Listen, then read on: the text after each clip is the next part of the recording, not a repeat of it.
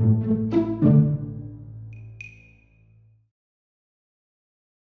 think it's very important for people with a disability to have a voice so they can be heard by the government and the other public, their side of the story, so they can be included like everyone else. I think it's really important because then the government are getting what the voice of the people with disability wants and feel and think and so on. But it's not only a matter of being on the committee.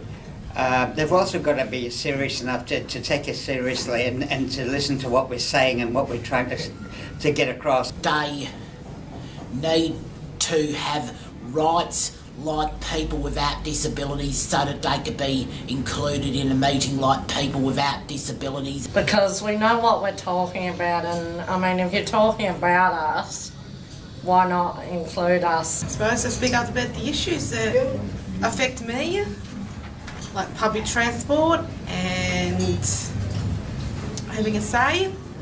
People would not listen to you.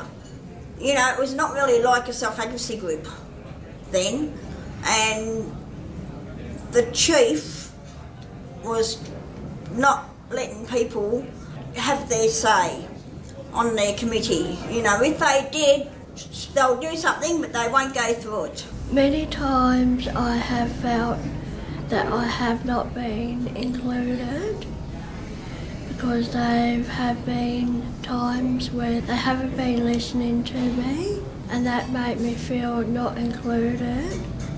And sometimes I get laughed at the face, so I feel that they don't take me seriously, which makes me feel very bad. People treated me very badly and said that I weren't welcome, and that letted me down and made me upset.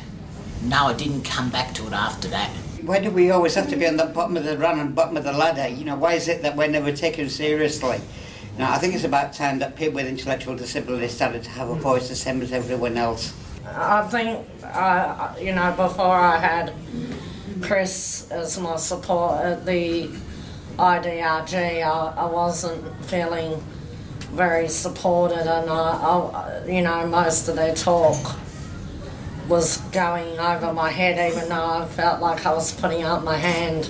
We come up with 20 words that we didn't understand in those meetings. There's probably a whole lot of other things that we couldn't understand. And one of the questions that I asked, or one of the words that I asked what it meant was, this professor came up to me afterwards.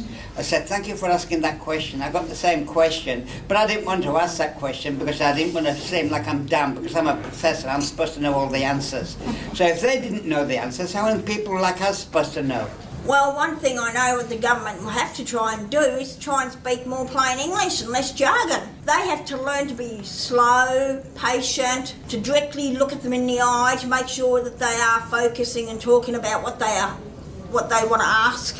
I'm on the Everybody's Business community group. Yeah, I feel like I'm included and that they're listening to me and the issues I have. I've been to a NDIS meeting and felt included and listened to, and it was really good to be actually heard.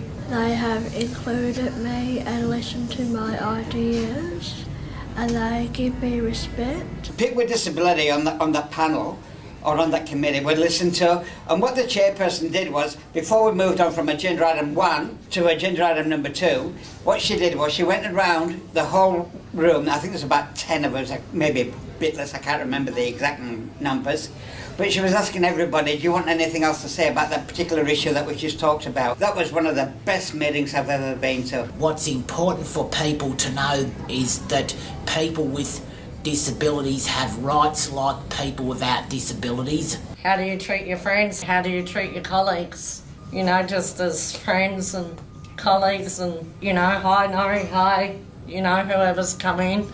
How are you going today? Did your team win? Did your team lose? If you don't have a team? Always treat them equal.